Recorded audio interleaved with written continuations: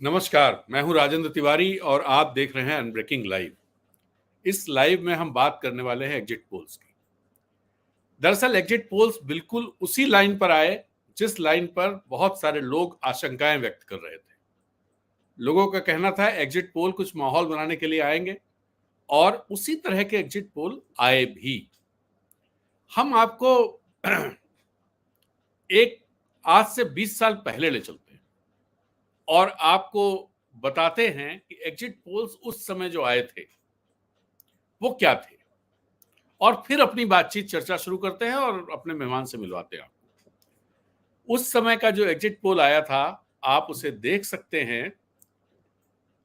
ये exit polls थे 2004 के, जब एनडीटीवी एसी नीलसन ने कहा था कि एनडीए को 230 से 250 सीटें आएंगी और यूपीओ को 190 से 205। उस समय अदर एक बड़ा हिस्सा इसलिए हुआ करता था क्योंकि लेफ्ट पार्टी इनमें कहीं शामिल नहीं थी। इसके अलावा और भी कई क्षेत्रीय दल थे जो बड़े क्षेत्रीय दल थे और जिनका बड़ा प्रभुत्व था। स्टार न्यूज और सी वोटर जिसकी चर्चा आजकल बहुत है और आज भी उसके जो एग्जिट पोल आया है उसकी बहुत चर्चा है। 263 टू 275 ये स्टार न्यूज सी वोटर ने कहा था। आज तक इंडिया टुडे, हालांकि उस समय वो मार्क के साथ करते थे, उन्होंने 248 कहा था एनडीए की सीट्स। और एक सहारा चैनल हुआ करता था, सहारा चैनल डीआरएस, उनका एक एग्जिट पोल था 278 उन्होंने एनडीए के लिए कहा था और यूपीए के लिए 181। जी न्यूज तालीम ने कहा था 249 सीटें एनडीए की आएंगी, लेकिन आई थी 181 और यूपीए की सीटें आई थी 216 और अदर्स आए थे 143। तो मैं जो आपको ये आंकड़ा मैंने दिखाया, ये इसलिए देखना जरूरी है कि उस समय 2004 में जो स्थितियां थी, डिसइन्वेस्टमेंट बहुत तेजी से चल रहा था। अलग से मंत्रालय वाजपेयी गवर्नमेंट ने बनाया था। फॉरेक्स रिजर्व बढ़ते जा रहे थे $100 बिलियन से। उस समय के हिसाब से $100 बिलियन बहुत था। दुनिया में हमारी रैंकिंग 7वीं हो गई थी, इसको बहुत प्रचारित किया गया था। और सर्विस सेक्टर जॉब्स जनरेट कर रहा था। सर्विस सेक्टर बहुत तेजी से आगे बढ़ रहा था और ढेर सारी जॉब्स सर्विस सेक्टर में निकल रही थी, तो बेरोजगारी का उतना बड़ा इशू नहीं था।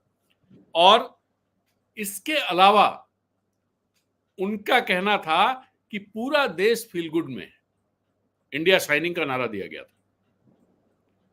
लेकिन ये नतीजे आए एग्जिट पोल्स जो कह रहे थे और जो ये कहा गया। एक लाइन और, उस समय सारे एनालिस्ट ने यह कहा कि भारतीय जनता पार्टी ने अपने को हिंदुत्व से दूर कर लिया है, इसलिए उसके ये हश्र हुआ है जब रिजल्ट आया उसके बाद। क्योंकि वाजपेयी सरकार काफी कुछ इस तरह की हार्ड लाइनर बातें जो आजकल होती हैं, हिंदू मुसलमान होता है, उसे करना बंद कर दिया था। सरकार के स्तर पे बिल्कुल बंद था और देश में भी उनके आनुषंगिक संगठन भी उस तरह से ये सब नहीं कर रहे थे जो आज करते हुए दिखाई देते हैं। तो ये नतीजे थे। और सोनिया गांधी जो उस समय लीडर थी यूपीए की, उनके खिलाफ जबरदस्त देश में माहौल दिखाई देता था और ये कहा जाता था कि ये विदेशी मूल की महिला कैसे इस देश की प्रधानमंत्री बन सकती है। वाजपेयी जी जो बहुत ही एक संयमित और मर्यादा वाले राजनीतिक माने जाते हैं, उन्होंने भी सोनिया गांधी पर इस तरह के कटाक्ष किए थे। तो आप समझ सकते हैं कि उस समय क्या माहौल था। और आज का माहौल आज चर्चा करेंगे, आज जो एग्जिट पोल्स आए। सबसे पहले एक बार हम देख लेते हैं जो एग्जिट पोल्स पूरे आ गए। इंडिया न्यूज डी डायनामिक्स कोई एग्जिट पोल है, 371 एनडीए को दे रहा है, इंडिया को 125, अदर्स 47। जन की बात ये दे रहा है 362 टू 392, मतलब 400 के आसपास पहुंच रहा है एनडीए को। और यूपीए को यूपीए बता रहा हूं, इंडिया को 141 से 151। रिपब्लिक भारत मैटिज ये दे रहे हैं 353 टू 368 और इंडिया को दे रहे हैं 116 टू 133। रिपब्लिक टीवी दे रहा है 359 सीट्स एनडीए को और 154 सीट्स दे रहा है यूपी इंडिया को।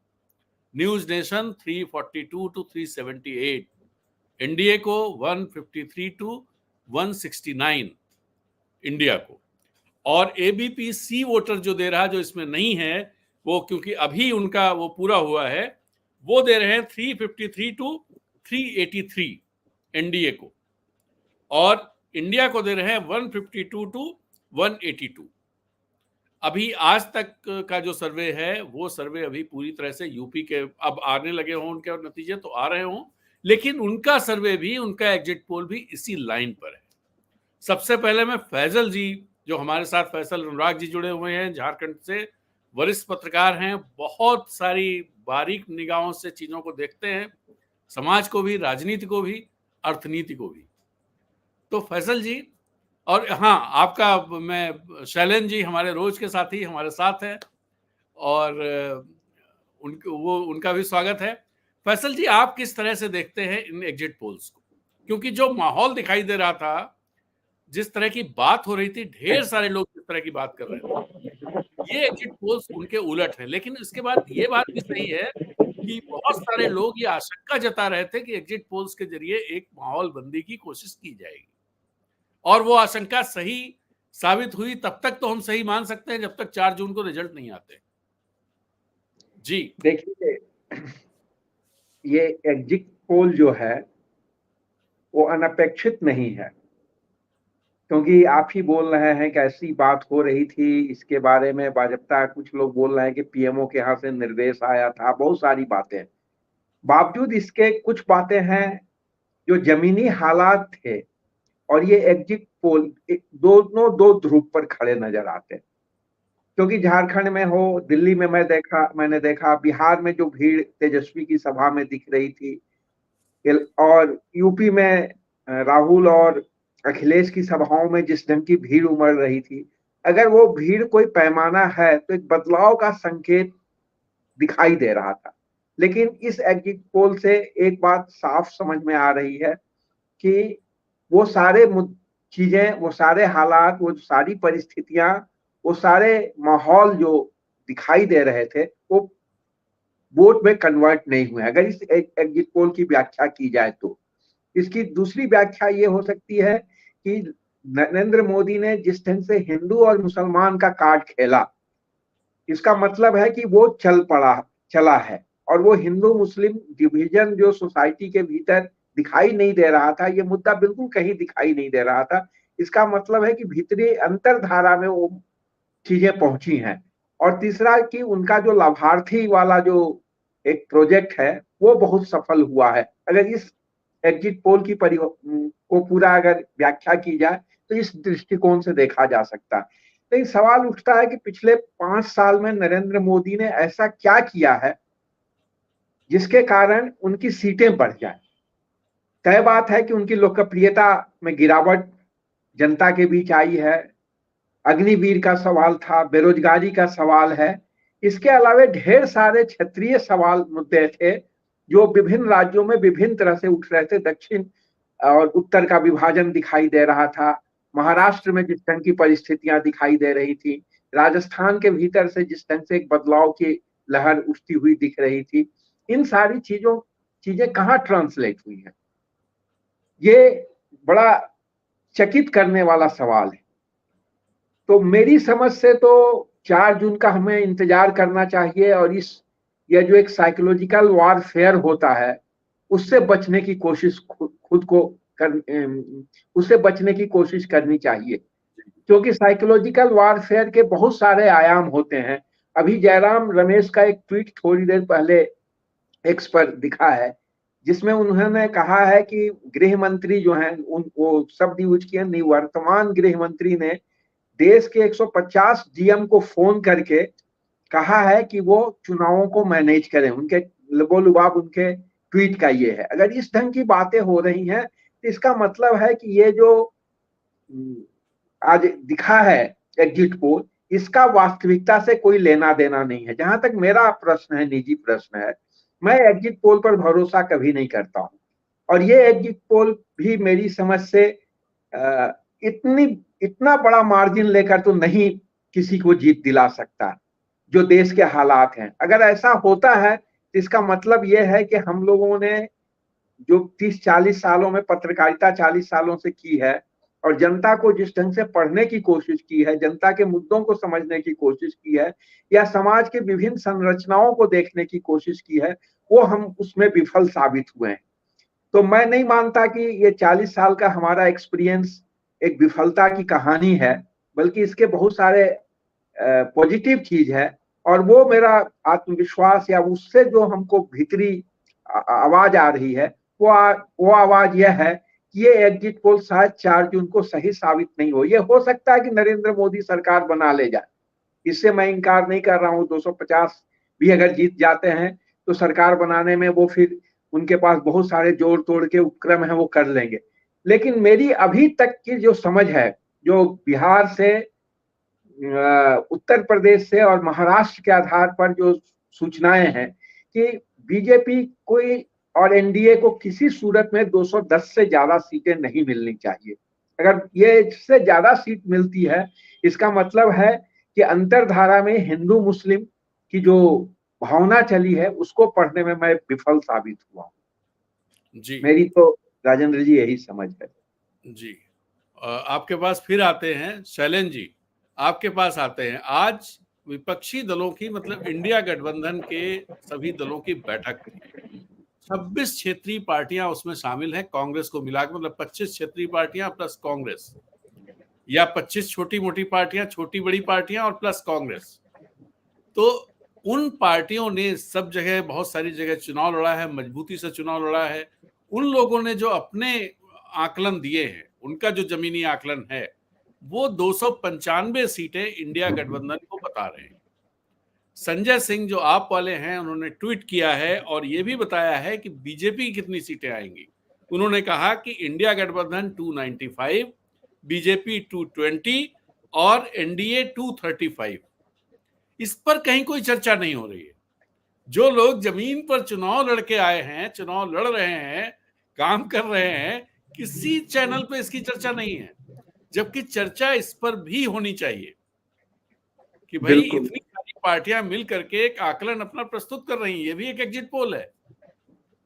जी शैलेंद्र जी। सर देखिए, महत्वपूर्ण बात जैसा अभी फैसल सर ने कह ही दिया, जो अमित शाह जी यदि देश के 155 डीएम को फोन करके ये बात कह रहे हैं जो चुनाव को मैनेज कीजिए, तो ये साफ है। जो क्या ये जो एग्जिट पोल आज जो आ रहा है सामने, क्या वो उसके दिशा निर्देश पीएमओ से नहीं आए होंगे? हिरेन जोशी ने क्या उसके दिशा निर्देश नहीं भेजे होंगे जो हाँ आप इस तरीके का एग्जिट पोल चलाइए? नाम भले कुछ भी चला दे, आप जन की बात कह लें, चाहे डी डायनामिक्स की बात कह लें, या फिर किसी की भी बात करें, सी वोटर्स की बात करें। हालांकि सी वोटर्स बहुत नामी कंपनी है और काफी पुरानी है, बावजूद इसके हम इस बात से इनकार नहीं कर सकते हैं जो वो क्या सरकार के दबाव में या सत्ता के दबाव में आके अपनी बातें नहीं कह रहे हैं। निश्चित रूप से आप सही कह रहे हैं। जो जिस तरीके से इंडिया गठबंधन ने काफी पहले ये बातें कह दी थी, जो 1 जून को हम बैठक करने वाले हैं, और उन्होंने हालांकि उस समय बैठक का एजेंडा जरूर ये बताया था, जो हम वो काउंटिंग को लेकर के, पोल काउंटिंग को लेकर के हम चर्चा करेंगे, और 17C को लेकर के हम ज्यादा से ज्यादा अपने सहयोगी दलों के बीच में इस बातों को रखेंगे। लेकिन इस बीच में जिस तरह से 295 का आंकड़ा यदि कोई एक राष्ट्रीय पार्टी का अध्यक्ष दे रहा है और उसके बाकी 25 दल उसको समर्थन कर रहे हैं, और बावजूद यदि वो खबरों से गायब हो जाए, तो सच में हैरत करने वाली बात है। जैसा फैसल सर ने कहा, जो सच में ये विश्वास करने योग्य नहीं है, जो बीजेपी को 320 से 330 सीटें आ रही हैं और एनडीए को 370, 380 सीटें कोई दे रहा है, कोई 300, 350 सीटें दे रहा है, तो निश्चित रूप से ये तो बहुत ही हैरान करने वाली बात है। लेकिन ये जरूर है, जो बिल्कुल ये एक मोटिवेटेड है, सत्ता की स्टोरी के, सत्ता के पक्ष के अनुसार है। और सच्चाई क्या होगी ये तो हम सभी समझ सकते हैं 2 दिन के बाद जब आएगी तब। जबकि ये सभी लोग जान रहे हैं, जो पिछली बार के मुकाबले वोट परसेंटेज इस बार भी, जो आज 7वें चरण का चुनाव हुआ है, उसमें भी वोट परसेंटेज कम हुआ है। और खासकर जो शहरी इलाके हैं वहां पर और ज्यादा बुरा हाल है, जो 5 से 7% वोट परसेंटेज कम है। बावजूद यदि बीजेपी अपने पुराने प्रदर्शन को बरकरार रख रही है, तब तो शायद अब मुझे लग रहा है कि उसकी सच्चाई कर लेकर तो भगवान को ही जमीन पे आना पड़ेगा, और अपने जो आराध्य हैं उनके, आप समझ रहे हैं जो मैं कहाँ बात कह रहा हूँ, भगवान के अपने आराध्य, उनको आराध्य को अपने आगे बचाना होगा तब। तो मेरा तो यही कहना है, जो बस ये मीडिया है, जो बातें आप कल कह रहे थे, जो टीवी जर्नलिज्म और सोशल मीडिया में बातें अंतर क्यों होती है, तो आज उसका प्रत्यक्ष उदाहरण ये है, जो वो क्यों होती है और किन चीजों से वो मोटिवेटेड है। जी, इसी में कई जर्नलिस्ट जो आज बैठे हुए हैं और जो लोग इस एग्जिट पोल पर बात कर रहे हैं, कोई सवाल नहीं उठा रहा है इस पर। बात ये नहीं कि एग्जिट पोल गलत है या सही है, मतलब मैं दूसरा उसका पक्ष कह रहा हूं। एग्जिट पोल में जो भी आया उसको, उस पर क्रॉस क्वेश्चनिंग क्यों नहीं हो रही है? इसलिए नहीं, मतलब इस तरह के सवाल कोई नहीं उठा रहा है कि भाई जमीन पर ये चीज नहीं दिख रही थी, आंकड़ों में कैसे आ गई। ये सवाल तो पत्रकार को उठाने चाहिए, पत्रकारिता तो कहती है कि सवाल उठाने चाहिए आपको, लेकिन कोई नहीं उठा रहा है। सवाल जो उठाए जा रहे हैं वो यूट्यूब चैनल्स में ही उठाए जा रहे हैं, मेन स्ट्रीम चैनल में नहीं उठाए जा रहे हैं। कहीं बात देखिए यहाँ पर आ रही पिछले करीब 1 महीने से या पहले से। जी आप सर मैं एक छोटी सी, बस मैं एक लाइन की बात सिर्फ कह रहा हूँ, क्योंकि बड़ा मजेदार वाकया है सर। वो जब गांधी जी के बारे में ये तथ्य कहा जाता है, जो गांधी जी को 1982 में लोगों ने तब जाना जब गांधी मूवी आई, और वहां जब पत्रकार सवाल नहीं उठा सकते, जबकि जान रहे हैं जो सामने कहने वाला बंदा कितना बड़ा झूठ बोल रहा है, तो वहां झूठ पे जब सवाल नहीं उठाए जा सकते, तो आज तो फिर भी सर हवा हवाई वाली बातें हैं, तो इस पे कोई क्यों सवाल उठाएगा? तो मुद्दा बस इतना था, जो जब सच्चाई पे बात आप नहीं उठा सकते सवाल, तो फिर झूठ पे और हवा हवाई बातों पर तो निश्चित रूप से कोई भी रिपोर्ट, और खासकर ये सर निश्चित रूप से, हालांकि मेरे पास इस दावे का कोई आधार नहीं है जो पीएमओ से ये सर्वे रिपोर्ट जारी की गई है एग्जिट पोल का, लेकिन ये जरूर है, जो इससे इनकार भी नहीं कर सकते हैं, जो किस तरीके से इन लोगों ने ये बातें कही हैं, जो आखिर क्यों नहीं हो सकता है, जो हाँ पीएमओ की तरफ से जब ये आ सकता है, जो स्टोरी लाइन का क्या फॉर्मेट होगा, क्या न्यूज लाइन का फॉर्मेट होगा, तो फिर ये भी बातें आ सकती है, जो हाँ आज एग्जिट पोल का क्या फॉर्मेट होगा और किसको कितनी, क्योंकि लगभग हर एग्जिट पोल में ये बातें है, कॉमन सी चीज है, जो 320 से 330 सीटें वो बीजेपी को दे रहे, और एनडीए के पक्ष में वो 360 से 380 के बीच में करें। अब आप सर अपनी बातें कह दीजिए, माफी चाहूंगा। नहीं, बिल्कुल सही बात आपने कही, बिल्कुल सही बात आपने कही। मैं दरअसल जिस बात पर आ रहा था, एक तो ये कि सवाल क्यों नहीं उठा रहे हैं, तो आपने उसका जवाब, बहुत अच्छा जवाब दिया कि क्यों नहीं सवाल उठा रहे हैं। जब ऐसी चीजों पर सवाल नहीं उठा सकते तो इसमें क्या है।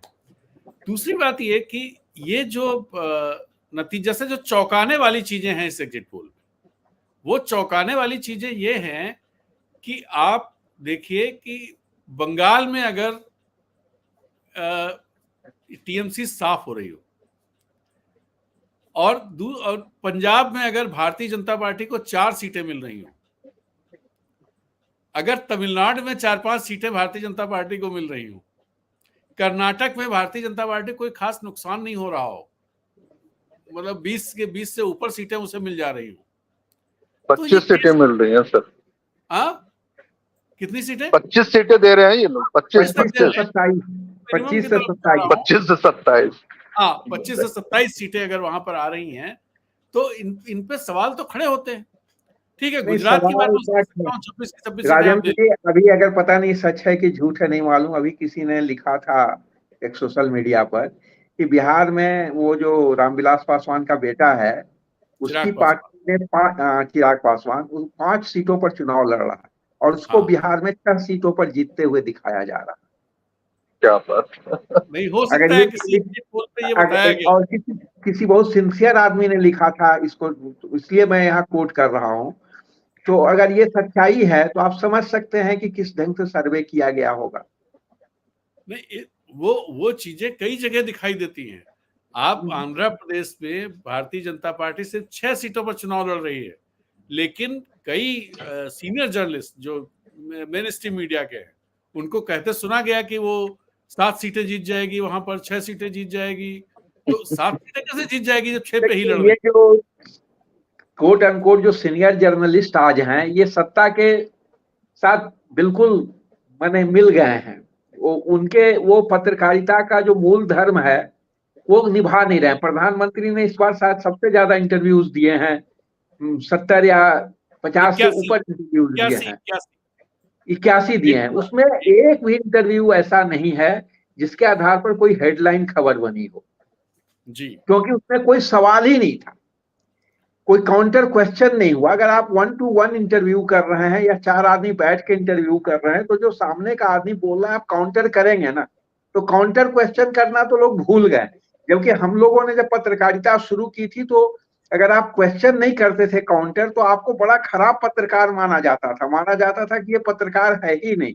उसके लिए कहा जाता था कि ये तो उस पक्ष का आदमी है। तो आज जब सब कुछ एक पक्ष हो चुका है, तो उसमें आप यह प्रश्न, यह सोचना कि कोई मीडिया पर बैठकर सवाल करेगा, शायद वो कोई सोशल एक्टिविस्ट होता तो सवाल कर देता जो आप सवाल उठा रहे हैं, या कोई बुद्धिजीवी, सचमुच का बुद्धिजीवी होता, तो आजकल तो यह भी कहना पड़ता सचमुच का बुद्धिजीवी होता तो वो भी सवाल करता। लेकिन पत्रकारों से सवाल की अपेक्षा अभी नहीं की जा सकती। नहीं, एक और खास चीज फैसल जी देखने को मिल रही है, मैं यूट्यूब चैनल्स पे भी देख रहा था कि ढेर सारे लोग जो आज से पहले तक तमाम एक्सप्लेनेशंस देते थे, तमाम कारण बताते थे भारतीय जनता पार्टी क्यों हारेगी, आज वो इस बात का एक्सप्रेशन देने लगे हैं कि एग्जिट पोल्स ऐसे क्यों आए, और उनमें कहीं ये नहीं है कि ये माहौलबंदी का काम है। वो जमीन पर क्या हुआ होगा और हिंदुत्व चल गया और ये चल गया, ये मुद्दा नहीं चला, वो मुद्दा नहीं चला, ये कह के एक्सप्लेन करने, यानी जो उन्होंने खुद देखा है जमीन पर जा करके और फिर रिपोर्ट किया है। नहीं, अगर यह रिजल्ट, राजेंद्र जी मेरी तो साफ समझ है कि अगर एग्जिट पोल आया है, अगर ये एक्चुअल में ट्रांसलेट होता है, तो इसका मतलब है कि इस देश में अग्निवीर कोई मुद्दा नहीं, किसानों की कोई समस्या नहीं, इसी तरह से बेरोजगारी कोई सवाल नहीं, इसी ढंग से महिला उत्पीड़न का कोई सवाल नहीं है। क्योंकि एक चैनल दिखा रहा है कि वो जो तेलंगाना, कर्नाटक का जो है क्या है, प्रज्वल रेवन्ना, वो भी इस चुनाव में जीतता हुआ नजर आ रहा है, जबकि उसकी घटना के बाद उसका चुनाव हुआ है। नहीं, इसका उसका मतलब चुनाव पहले हो गया था, उसका चुनाव पहले हो गया था, तब तो ठीक है, तब वो जीत सकता है। लेकिन ऐसी स्थिति में ये सब कोई मुद्दे नहीं है। मुद्दा सब सिर्फ ये है कि नरेंद्र मोदी ने इस देश को सचमुच में दुनिया में बहुत आगे पहुंचा दिया है, और वो चूंकि परमात्मा हैं, वो तो अवतरित हुए हैं, वो तो व्यक्ति और इंसान बायोलॉजिकल है नहीं, जैसा बायोलॉजिकली तो वो पैदा नहीं हुए जी, पैदा नहीं हुए हैं, तो फिर उनको चुनौती इस चुनावी प्रक्रिया में ये विपक्ष नहीं दे सकता। देखिए, दरअसल इस चीज को समझना पड़ेगा कि पिछले 10 साल में एक राजनीति बदली। हालांकि विपक्ष ने इस बदली हुई राजनीति को पहचानने की कोशिश की है, और उसने बहुत एकजुटता के साथ, आज भी उसने अपनी पूरी एकजुटता का प्रदर्शन किया है। उसने बढ़िया चुनाव लड़ा, और उसने इंच इंच पर मुकाबला किया है। जो युद्ध में कहा जाता है ना कि उन्होंने कोई भी इंच ऐसा नहीं छोड़ा जहां आसानी से किसी को जीतने दें।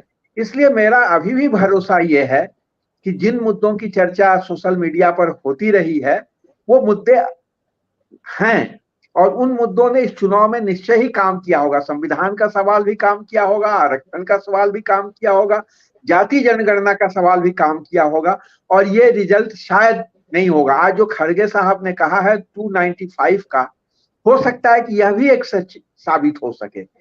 अभी देखना पड़ेगा कि 4 तारीख को विपक्ष काउंट, जो जहां गणना होगी, उस सेंटर पर कितनी मुस्तैदी के साथ वो बेईमानी को रोकता है और वास्तविक रिजल्ट लेकर सामने आता है।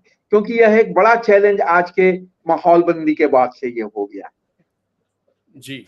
दरअसल जिस पॉइंट पर मैं आना चाह रहा था फैसल जी, वो ये कि 1-1.5 महीने जब से शुरू हुए हैं चुनाव, तब से चुनाव आयोग को लेकर, और चुनाव जिस दिन घोषित हुए इससे एक दिन पहले चुनाव आयुक्तों की नियुक्ति हुई, 2 चुनाव आयुक्तों की, और उनकी नियुक्ति उस कानून से हुई, उस तरीके से हुई जो तरीका सुप्रीम कोर्ट ने सुझाया था, उसे संसद में बदल दिया गया। उसके बाद उन 2 चुनाव आयुक्तों की नियुक्ति हुई। और आपको याद होगा, एक चुनाव आयुक्त जो पहले 2 थे, इन 2 के आने से पहले सिर्फ 2 थे, राजीव कुमार और एक और, वो जब दौरे चल रहे थे इन लोगों के, तो वे बंगाल के दौरे पे थे, और बंगाल के दौरे से बीच में छोड़ करके वापस दिल्ली चले गए थे, और फिर उन्होंने इस्तीफा दे दिया। उन्होंने प्रेस कॉन्फ्रेंस भी नहीं की, और आज तक हमें नहीं पता चला कि वो क्यों, उन्होंने सिर्फ स्वास्थ्य कारणों बताया, एकदम से स्वास्थ्य खराब हो गया इसलिए ये भी राजीव कुमार ने कहा कि एकदम से स्वास्थ्य खराब हो गया इसलिए वो नहीं आ पाए। लेकिन उनकी तरफ से कोई चीज नहीं आई कि क्यों नहीं आ पाए वो। क्या ऐसा कुछ करने को कहा जा रहा था जो उनकी आत्मा गवारा नहीं कर रही थी?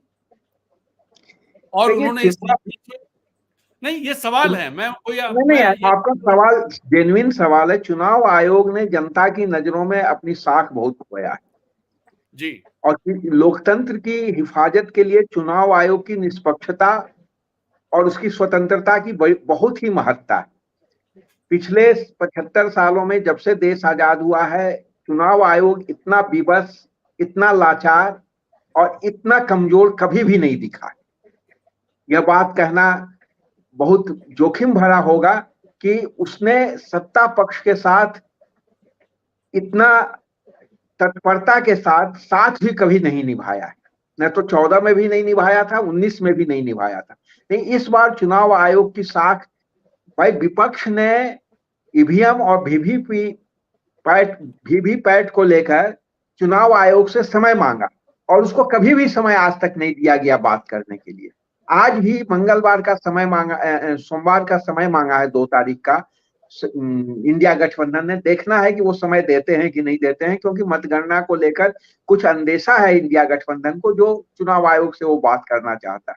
इसके साथ ही आज कपिल सिब्बल का एक प्रेस कॉन्फ्रेंस हुआ है जिसमें उन्होंने पोस्टल बैलेट को लेकर कुछ सवाल खड़े किए हैं कि पोस्टल बैलेट की गणना कब होती है, होती रही है और अब कब होगी, इसके लिए जो नियम पिछले महीने 1.5 महीने में बदले गए हैं। ये बहुत ही गंभीर सवाल हैं जो चुनाव की पूरी पारदर्शिता पर कुछ संदेह के बादल लाते हैं। चुनाव आयोग के सामने इस समय सबसे बड़ी भूमिका उसकी यह होनी चाहिए कि वो अपनी निष्पक्षता का प्रदर्शन करे और सरकार या किसी के दबाव में आए बगैर स्वतंत्र और निष्पक्ष मतगणना की वो गारंटी करे। और इसके लिए राजीव कुमार जो मुख्य चुनाव आयुक्त हैं, उनको प्रेस कॉन्फ्रेंस करके कल देश की जनता को विश्वास में लेना चाहिए कि मतगणना में किसी तरह की गड़बड़ी नहीं होगी और अधिकारियों को यह निर्देश देना चाहिए कि जो ईवीएम में जो वोट दर्ज है वही वास्तविक रिजल्ट में आए, उसके इतर नहीं आए। ये एक बहुत बड़ा चैलेंज है जिसकी रक्षा इंडिया गठबंधन को भी करना है और चुनाव आयोग को आगे आके इसकी गारंटी लेनी चाहिए। लेकिन फैसल जी, आप बिल्कुल सही बात कह रहे हैं कि उनको ये करना चाहिए, लेकिन इस पिछले 2 महीने के दौरान जिस तरह से चुनाव आयोग को आम जनता से लेकर के पॉलिटिकल पार्टीज ने उन पर संदेह व्यक्त किया है, मुझे नहीं लगता 77 का आपको याद होगा, मुझे याद नहीं है, मैं बच्चा था उस समय। तो 77 में भी शायद चुनाव आयोग को लेकर के इस तरह के सवाल नहीं खड़े हुए होंगे। नहीं, बिल्कुल नहीं थे जी। 89 से मैं चुनाव देख रहा हूं। सेशन के बाद भी ढेर सारे चुनाव आयुक्त आए, सेशन से पहले भी चुनाव आयुक्त थे जिन्होंने 89 का चुनाव कराया, तो उन पर भी कोई सवाल नहीं खड़े हुए। लेकिन इस बार जितने सवाल खड़े हो रहे हैं, मान लीजिए ये सवाल बेबुनियाद हैं, हो सकता है बेबुनियाद हो, आशंकाएं हो सिर्फ, तो चुनाव आयुक्त को सामने आकर के एक एक चीज का जवाब देना चाहिए। बिल्कुल, इतनी बड़ी डेमोक्रेसी में चुनाव कराने की जिम्मेदारी उन पर है। दुनिया के ढेर सारे देश उनको बुलाते हैं अपने यहाँ चुनाव कराने के लिए। वो चुनाव आयोग अगर संदेहों के घेरे में है तो ये कहीं ना कहीं लोकतंत्र के लिए अच्छा संकेत नहीं है। मैं जिस बात पर आना चाह रहा था कि ये जो एग्जिट पोल्स है, तो शुरू से जिस तरह संदेह के बादल आए, फिर आप देखिए पहले चरण का चुनाव हुआ, मतदान हुआ, दूसरे चरण का मतदान हो गया, उसके बाद पहले चरण के 10 दिन के बाद और दूसरे चरण के 4 दिन के बाद फाइनल आंकड़े आते हैं मतदान के, और उसमें जबरदस्त बढ़ोतरी की जाती है। ऐसा कैसे हो गया? जब ईवीएम नहीं थी, कंप्यूटर्स नहीं थे, मोबाइल नहीं थे, इंटरनेट नहीं था, तब जो है अगले दिन फाइनल आंकड़े आ जाते थे। आपको याद होगा, मैं तो तब बहुत जूनियर जर्नलिस्ट हुआ करता था, पहले पेज पे काम करता था, तो उन आंकड़ों का इंतजार रहता था अपनी खबर बनाने की। तब तक वो खबर नहीं पूरी होती थी जब तक ये ना आए कितने % पोलिंग हुई, और वो आती थी और उसमें ये 6% का अंतर नहीं होता था, 2%, 1.5% का अंतर होता था, क्योंकि तब कम्युनिकेशन इतना बढ़िया नहीं था जितना आजकल है। बहुत सुदूर में पोलिंग स्टेशन होते थे, वहां से आने में ही टाइम लग जाता था, मोबाइल होते, टेलीफोन होते नहीं थे वहां पर, या होते थे तो कभी चलते थे कभी नहीं चलते थे। तो ये सारी चीजें थी। तो मेरा कहने का मतलब ये है फैसल जी कि जब इतनी तरह की आशंकाएं हैं, ये कहा जा रहा था पहले से कि एग्जिट पोल्स इस तरह के आएंगे जिसमें यह माहौल बन जाए कि इन सारे मुद्दों के बावजूद अगर मान लीजिए एग्जिट पोल्स ऐसे नहीं आए और उसके बाद रिजल्ट वैसे आ जाए, तो लोगों के दिमाग में जो सरकार आएगी उस तरह से चुनकर, मान लीजिए एग्जिट पोल्स आते हैं कि 250 सीट्स आएंगी और आती 330, तो और लोग जहां वोट देकर के आए, एक माहौल ये बनता कि भाई कुछ गड़बड़ हुआ है। तो पहले से एक माहौल बना दिया जाए कि एग्जिट पोल भी कह रहे हैं ऐसा ही आएगा। इस तरह की बातें भी कही जा रही हैं। और इतना ही नहीं, ये बातें भी कही जा रही हैं कि जो फार्मूला मध्य प्रदेश में भारतीय जनता पार्टी ने अपनाया सरकार बनाने के लिए कि 22 एमएलए का इस्तीफा करा दिया और इफेक्टिव स्ट्रेंथ कम हो गई, तो ये आशंका भी जताई जा रही है कि अगर उनकी सीटें कम हुई तो संसद में हो सकता है कि 30-40 एमपी का इस्तीफा हो जाए और उनको बाद में फिर ढंग से उनको रिवार्ड दे दिया जाए और आप इस तरह से कर दीजिए कि 500 पे आ गया और 250 पे बहुमत हो गया। आपको क्या लगता है, इस तरह की चीजें संभव हैं, हो सकती हैं? देखिए, संभव तो इस देश में कुछ भी है, लेकिन यह दुनिया में भारत के लोकतंत्र की जिस ढंग की प्रतिष्ठा रही है और दुनिया के विभिन्न एजेंसियों, विभिन्न सरकारों और विभिन्न जो एनजीओज हैं और जो सिविल सोसाइटी है, उसकी निगाह भारत के चुनावों पर जिस तरह की है, वैसी स्थिति में भारत की प्रतिष्ठा को बहुत धक्का लगेगा। जैसा आप बोल रहे हैं, अगर ऐसा हुआ तो मुझे नहीं लगता कि ये संभव हो पाएगा। अगर ये संभव, क्योंकि एक राज्य में संभव होना और पूरे देश में संभव होने में बहुत अंतर है, लेकिन फिर भी मेरा मानना है कि शायद जो एग्जिट पोल हैं, इन एग्जिट पोल को पूरी तरह से खारिज करना, केवल माहौलबंदी के रूप में देखना, थोड़ा उसको कम करके देखना होगा। हमको उसकी व्याख्या में जाना चाहिए कि जो जमीन के स्तर पर जो मुद्दे चले, उन मुद्दे क्या सचमुच में वोट में ट्रांसलेट हुए या नहीं। अगर ट्रांसलेट वोट में हुए हैं तब तो ये एग्जिट पोल गलत साबित होगा। अगर वो मुद्दे केवल मुद्दे बनकर रह गए, भीड़ आई तेजस्वी की सभा में, भीड़ आई राहुल और अखिलेश की सभा में, भीड़ आई उद्धव ठाकरे की सभा में और उसने वोट नहीं दिया, ऐसा तो संभव होता नहीं है, क्योंकि जिस ढंग की भीड़ आई थी वो कोई पैसा देकर आने वाली भीड़ दिखती नहीं थी। ऐसी स्थिति में यह मान लेना कि सारे मुद्दे गौण हो गए और एक बायोलॉजिकल व्यक्ति जो नहीं है, जो अवतरित हुआ है, उसको इस देश की जनता ने स्वीकार कर लिया पूरी तरह से, ये थोड़ा सा बचने वाली कहानी नहीं है। लेकिन इस देश में फिर भी कुछ भी हो सकता है, जिस ढंग की परिस्थितियां हैं, जिस ढंग से सत्ता का नियंत्रण है, जिस ढंग से अंकुश है। 77 के चुनाव में भी एक बात कही जाती थी कि इंदिरा गांधी एक ऐसा बैलेट पेपर रसा से लेकर आई हैं, सोवियत संघ उस समय होता था, जिस पर आप मुहर कहीं भी मारेंगे लेकिन वो गाय बछड़ा पर ही जाएगा। उस समय कांग्रेस का चुनाव चिन्ह गाय बछड़ा हुआ करता था, लेकिन वो बात गलत साबित हुई। चुनाव हुए, पूरी निष्पक्षता से चुनाव हुए और रिजल्ट भी पूरी तरह पारदर्शिता के साथ सामने आए और पूरे उत्तर भारत में कांग्रेस का सफाया हो गया। इससे साफ जाहिर है कि सरकार या उस समय के चुनाव आयोग ने चुनावों को प्रभावित करने का कहीं प्रयास नहीं किया। लेकिन 2024 का चुनाव में चुनाव आयोग की यह एक बड़ी भूमिका है कि वो 1977 से सीखे और उसी ढंग से मतगणना की गारंटी करे, ताकि जो भी है, हो सकता है मोदी जी जीत गए हों, ये कोई आश्चर्य की बात नहीं है, तो वो जीतते हुए दिखे तो साफ साफ दिखे, कोई उसमें हेरफेर जैसी चीज न दिखे और जनता के मन में जो संशय है उस संशय को दूर किया जाए। जी नहीं, आप 77 की बात कर रहे हैं, वहां तक ये तक हुआ था कि इस देश में सिटिंग प्राइम मिनिस्टर, हाँ, वही अकेला चुनाव है जिसमें चुनाव हार गए थे। और जिनसे चुनाव हारी थी, राजनारायण जो समाजवादी नेता थे, इतना बड़ा चेहरा नहीं थे वो कि उनके सामने इंदिरा गांधी कुछ ना हो। बहुत ही नॉन सीरियस, मतलब समाजवादी थे वो, मैं जानता था उनको, अच्छी तरह उनसे परिचय भी था मेरा। नॉन सीरियस पॉलिटिशियन के तौर पर देखे जाते थे, ऊट पटांग जवाब देते थे, किसी को कुछ भी बोल देते थे, तो वो उनसे चुनाव हार गई थी इंदिरा गांधी। लेकिन इस बार उस तरह की चीजें, उस तरह का ना तो स्थितियां हैं और ना वैसा दिखाई देता है। फिर भी जो आप सवाल उठा रहे थे कि क्या ऐसा हुआ, मैं तो ये कहूंगा कि अगर जिस तरह के मुद्दे जमीन पर दिखाई दे रहे थे, शैलन जी मैं आपके पास आता हूं अभी, जिस तरह के मुद्दे दिखाई दे रहे थे, इसके बाद अगर एग्जिट पोल जैसे नतीजे 4 तारीख को आते हैं तो एक बात तय मानिए कि लोगों के, बहुत सारे लोगों के लिए इस सरकार की जो विश्वसनीयता है, इस सरकार की जो एक तरह से ये मान के चलिए कि वो, उनको लगेगा कि लोगों ने वोट नहीं दिया है इनको, फिर भी हमने वोट नहीं दिया है, फिर भी ये सरकार बन गई है, ये पार्टी जीत गई है। और ये स्थितियां किसी भी लोकतंत्र के लिए, किसी भी सरकार के लिए अच्छी नहीं होती, बिल्कुल अच्छी नहीं होती। जी शैलन जी, आप क्या कह रहे थे? मैं एक चीज बता रहा था, जो आज ही चुनाव आयोग ने एक नोटिस भी बीजेपी को जारी किया है, जिसमें ये कहा है जो प्रधानमंत्री जी जो 48 घंटे के ध्यान में गए थे, तो क्या उससे कोई आचार संहिता का उल्लंघन हो रहा है या नहीं हो रहा है। चुनाव आयोग की विश्वसनीयता को आप इस तरफ से या फिर इस नए घटनाक्रम से भी आप समझ सकते हो। दूसरी बात, उनका ध्यान पूरा हो जी गया, तब बिल्कुल बिल्कुल।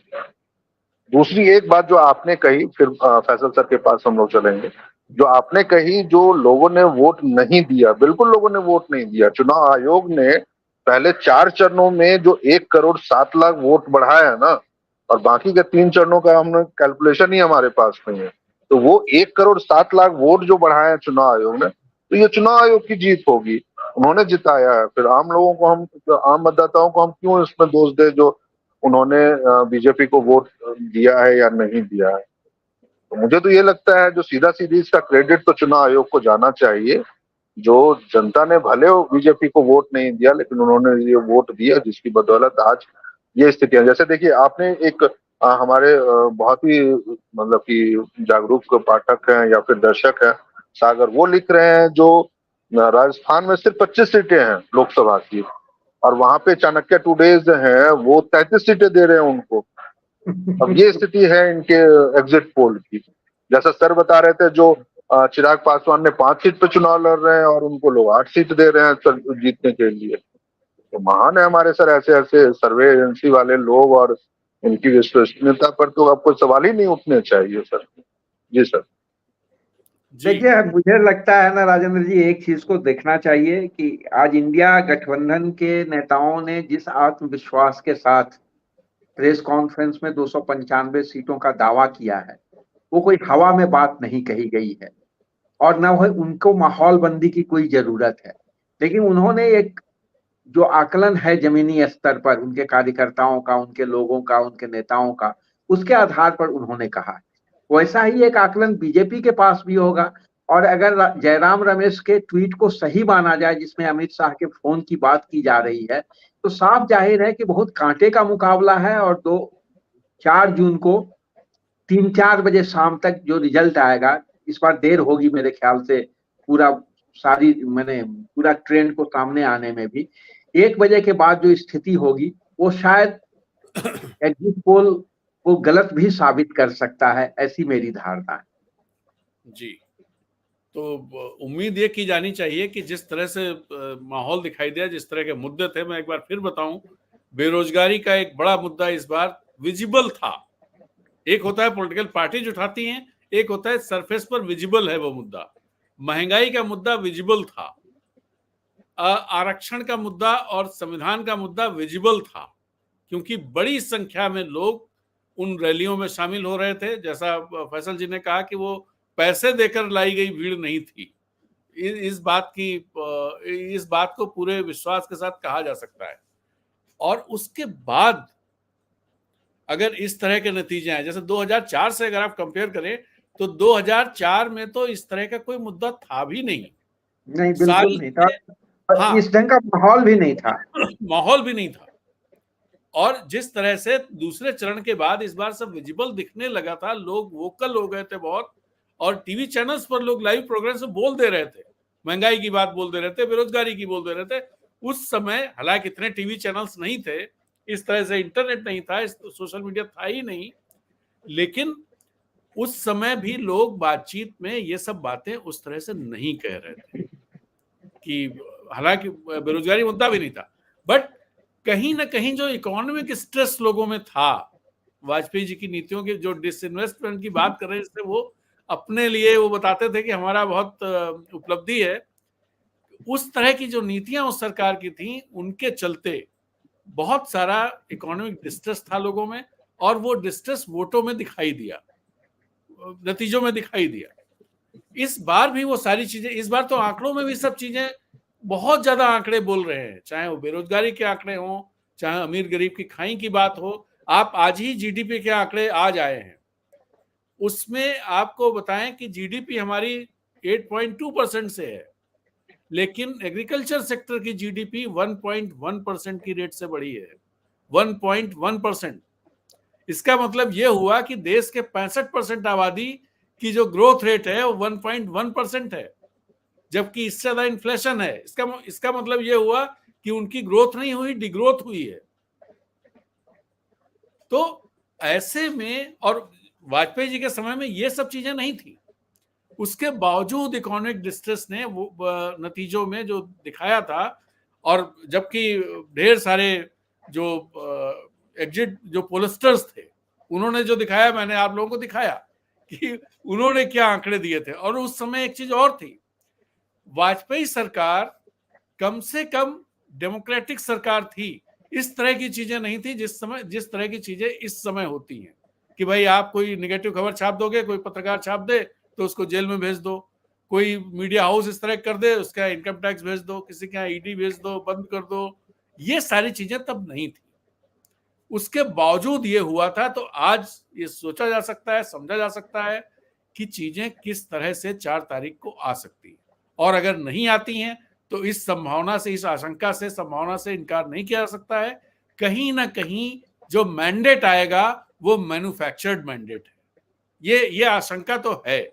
और अगर ऐसा नहीं है तो राजीव कुमार को, जैसा फैसल जी ने कहा, कल ही आकर के इस पर प्रेस कॉन्फ्रेंस करके बहुत सारे जो सवाल उठे हैं उनके जवाब देने चाहिए और देश की जनता को भरोसे में लेना चाहिए। अगर वो ऐसा नहीं करते हैं तो फिर संदेह करना कहीं से ऐसा ये नहीं माना जाना चाहिए कि भाई ये गलत संदेह है, फिर तो संदेह बनता है। तो आज की बात फैसल जी यही खत्म करते हैं हम लोग। तो इसी के साथ कार्यक्रम समाप्त करते हैं, और आपसे ये अनुरोध जरूर करेंगे कि यदि आपको हमारी चर्चा अच्छी लगती है तो इस वीडियो को लाइक करें और अपने सोशल मीडिया प्लेटफॉर्म पर शेयर भी करें।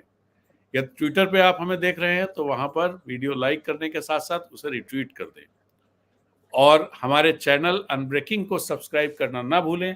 आप सब्सक्राइब करेंगे तो हमको ताकत मिलेगी, हम अपना काम बेहतर तरीके से कर पाएंगे, तो और हमको अच्छा भी लगेगा। तो चलिए इसी के साथ नमस्कार, शुभ रात्रि, गुड नाइट, शब्बा खैर, जय हिंद।